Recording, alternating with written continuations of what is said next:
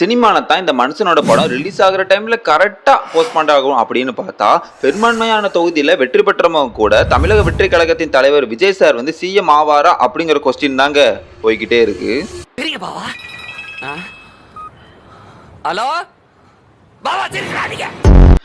என்னன்னா அதிக இடத்துல வந்து தமிழக வெற்றி கழகம் வந்து லீடிங் வச்சிருந்தாலும் சீஃப் மினிஸ்டர் ஆகிறதுக்கு அவருக்கு தேவை 118 இடங்கள். ஸோ ஆல்ரெடி அவர்கிட்ட இந்த 108ஐயும் சேர்த்து காங்கிரஸ் கூட்டணி வச்சதுனால 113 இடம் வந்து கன்ஃபார்ம் ஆயிருச்சு.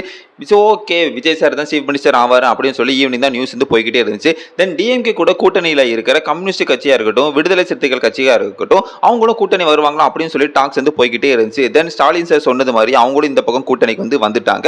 கம்யூனிஸ்ட் கட்சி கூட கூட்டணி வச்சாச்சு. 116 இடம் தான், 2 இடம் தான் பேலன்ஸ் அப்படின்னு பார்க்கும்போது திருமாவளவன் சார் வந்தாரு. திடீர்னு என்னன்னு தெரியல, அவரோட கருத்தை நாளைக்கு தான் நான் சொல்லுவேன் அப்படின்னு சொல்லி ஆன்சர் பண்ணிட்டாரு. இந்த மனுஷன் சிஎம் ஆகுறது கூட இவ்வளவு பெரிய பிரச்சனையா அப்படின்னு சொல்லி தாங்க மக்கள் கிட்ட போய்கிட்டே இருக்கு. சோ நாளைக்கு விஜய் சார் சிஎம் ஆவாரா ஆக மாட்டார் என்னங்கிறத மறக்காம கமெண்ட்ல சொல்லுங்க.